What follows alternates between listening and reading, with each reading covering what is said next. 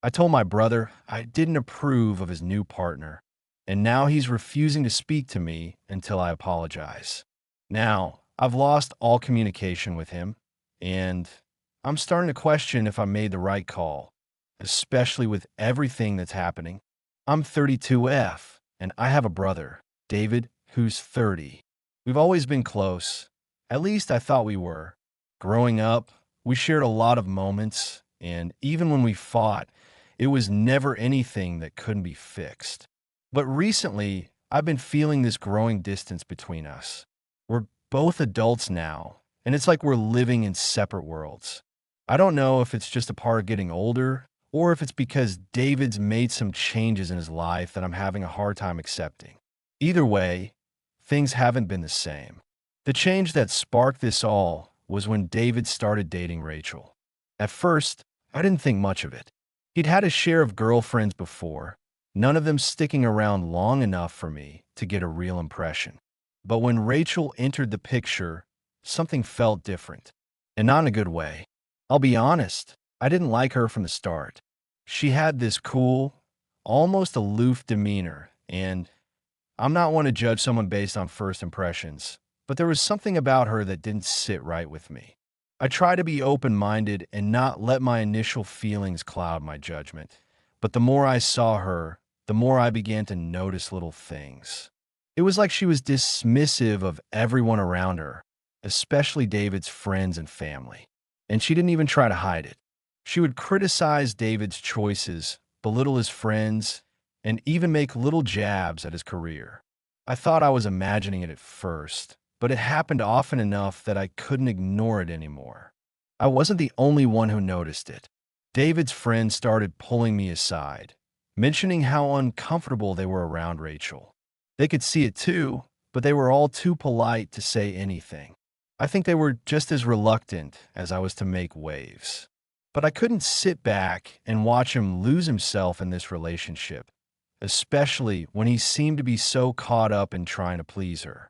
It was like he wasn't the same person anymore. But I didn't want to jump to conclusions. I wasn't trying to dictate his life, and I knew it was his decision to make. Still, it ate at me. So, one evening, we were all out for dinner, David, Rachel, and a couple of friends, and something Rachel said that night was the last straw. She made a remark about David's job, something along the lines of, "It's cute that you're still doing that, but I don't think it'll get you very far." She said it like it was a harmless joke, but I saw how it made David tense up. He didn't respond, but I could see it in his eyes. That comment didn't just slide off him the way he tried to make it seem, and I couldn't let it go. After dinner, when Rachel went to the bathroom, I pulled David aside. I was trying to keep calm, try not to sound like I was attacking his relationship, but I couldn't hold it in any longer. "David, I need to talk to you about Rachel," I said, keeping my voice steady. "I don't want to make things awkward, but I really don't think she's treating you right." David looked at me like I'd slapped him. "What do you mean?" "I mean, she's always putting you down," I said, not holding back anymore. "She's dismissive of your friends.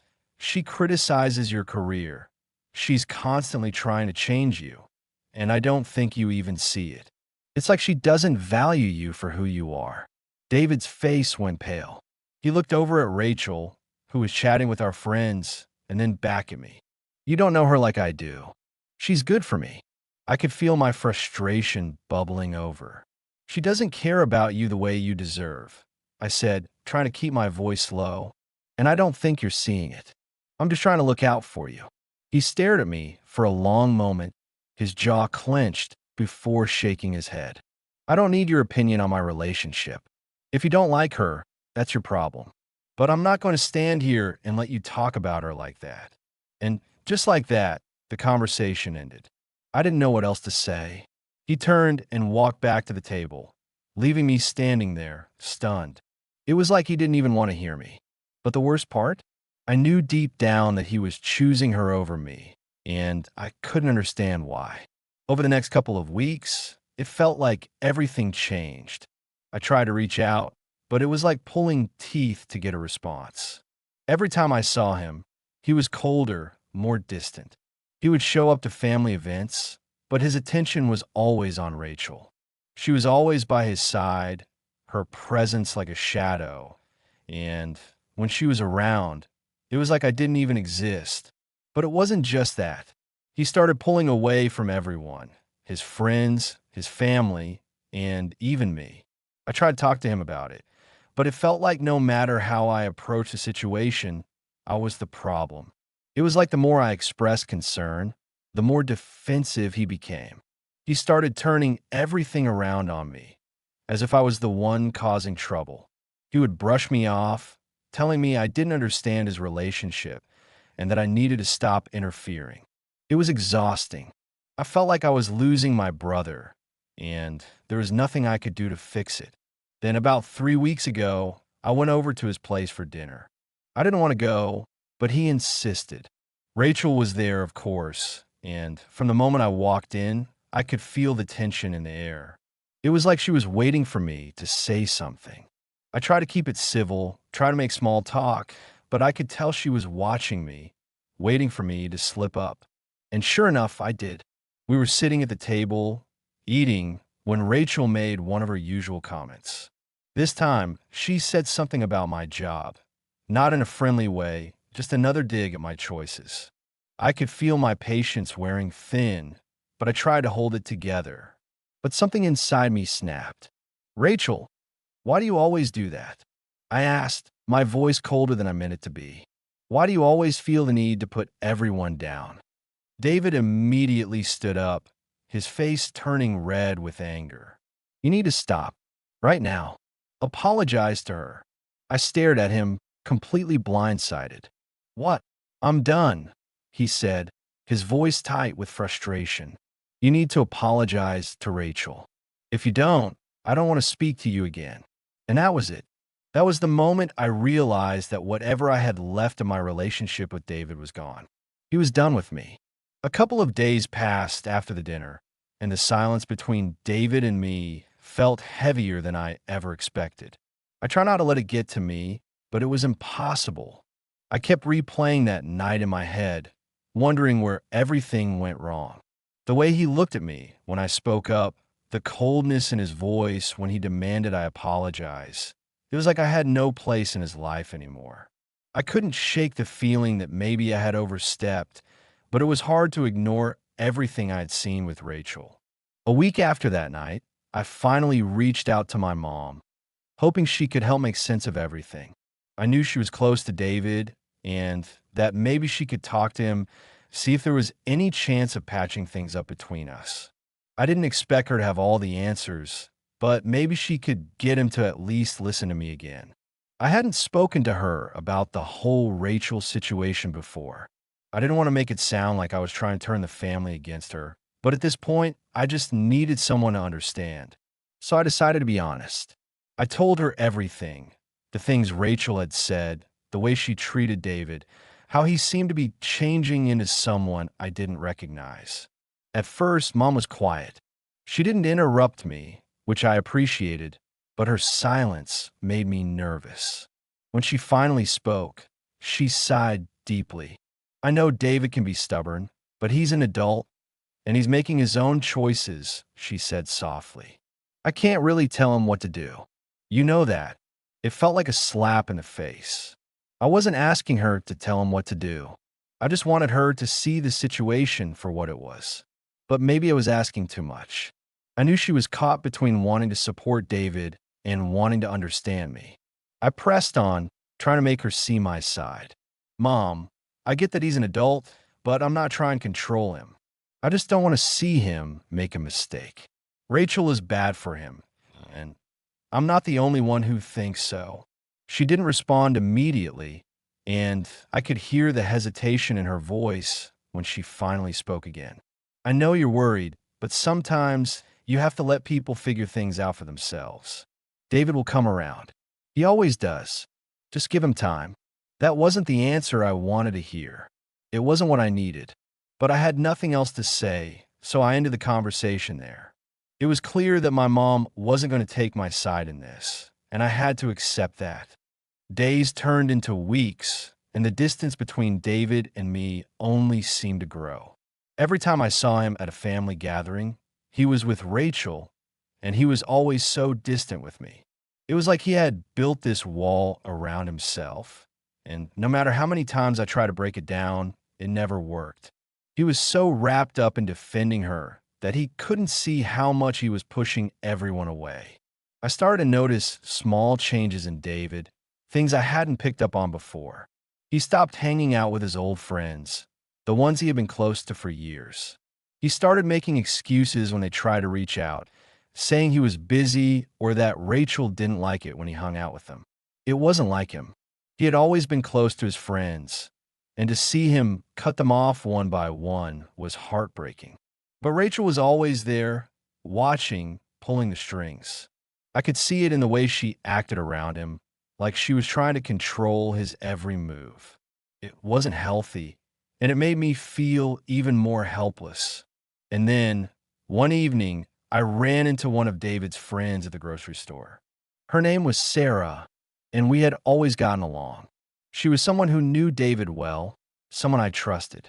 I wasn't sure if I should even bring it up, but when she mentioned that she hadn't heard from David in weeks, I felt like I had to. He's really pushing everyone away, isn't he? I said quietly, glancing around to make sure no one could overhear us. Sarah nodded, looking frustrated.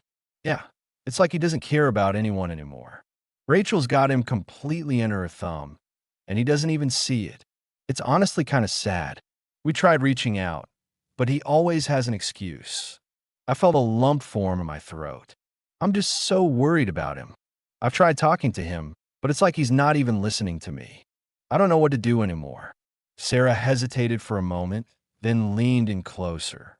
Look, I don't know if this will help, but I think he needs someone to stand up to him. Maybe if he hears it from someone else besides you, he'll wake up. But I'm not sure. I took a deep breath, grateful for her honesty, but also feeling even more torn. It was clear to me now that everyone saw it, but David was blind to it. He couldn't see how much Rachel was affecting him, how much she was changing him. I didn't know what to do. If I confronted him again, would he listen? Or would just push him further away? And the more I thought about it, the more I realized that I couldn't be the only one trying to save him from this. But I wasn't sure if it was too late. A couple of days after that conversation with Sarah, I ran into David and Rachel at the store. It was an awkward moment, to say the least. Rachel gave me that same cold look she always did, while David barely acknowledged me. I tried to make small talk, but the tension was thick between us. I could feel the resentment radiating from him, and it made me sick to my stomach. Rachel, of course, didn't make it any easier. She leaned into David, almost as if she was daring me to say something. I wasn't going to back down, but I couldn't bring myself to start another argument. Not there, not in front of everyone. David's response to everything had always been to avoid confrontation, but now it seemed like that was all he did. He avoided me, avoided his friends, avoided anything that could potentially lead to a conversation he didn't want to have. It was frustrating, and I felt powerless. That evening, as I was sitting at home, I couldn't help but think about how far things had come. What had happened to my brother? Where had the person I grew up with gone? It was like he wasn't even the same person anymore, and I didn't know how to bring him back. I stared at the clock, wondering if I should reach out again, if I should try once more to fix this. But then I thought about how many times I'd already tried, and I realized that maybe I couldn't fix this. Maybe it wasn't about fixing it anymore. Maybe it was just about accepting the fact that he had changed, and that maybe, just maybe, this was something I couldn't control. And that's when I made up my mind. I wouldn't reach out to him again. Not yet. But I couldn't let go of the feeling that I was losing him forever, and that scared me more than I cared to admit. Update. It's been a few weeks since I last saw David, and things are still just as strained between us. I tried reaching out a couple more times, sending a message saying I was open to talking whenever he was ready. But every time I checked my phone, I see no response. He's completely shut me out. I've been replaying everything in my mind, everything I said, everything that happened, and I keep asking myself, was I in the wrong? Did I push him away with my blunt honesty? I know it's hard to watch someone you love make a mistake, but now I can't help but feel like I might have taken things too far. David and Rachel are still together. I see posts on social media sometimes, and it's like he's become someone else entirely. I don't even recognize him anymore, and it's so hard to accept. He's cut off all of his old friends, and every time I see them, they mention how he's just gone completely quiet. He doesn't want to deal with anyone who doesn't support his relationship with Rachel. I'm torn because, on the one hand, I do think I had a right to voice my concerns, especially since I genuinely believed Rachel was treating him badly. But on the other hand, I didn't want to be the villain here. I didn't want to be the one to tear him away from someone he clearly cares about, even if I don't see her in the same light. My parents have been supportive of him, saying that I should have let him figure it out on his own. Mom keeps telling me to give it time, but it's been months now, and he's still not talking to me.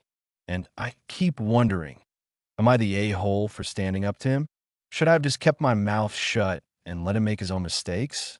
Was it my place to intervene, or should I have backed off and let him come to his senses? At this point, I'm just exhausted. I want to have my brother back, but it feels like I've lost him, and I don't know if I can fix it. So, here I am, asking for advice. Should I have done things differently? Should I apologize to him, even though I don't think I was wrong? Or is this just something I need to accept and let him come around when he's ready? I'm really struggling with this, and I just need to hear what you all think. If you enjoyed this story and want to hear more, make sure to hit that like button and subscribe to the channel for more content like this. Don't forget to leave your thoughts in the comments below. What do you think the person should do in this situation? Should they apologize? Or is it time to move on? Share your opinions, and we'll see you in the next video.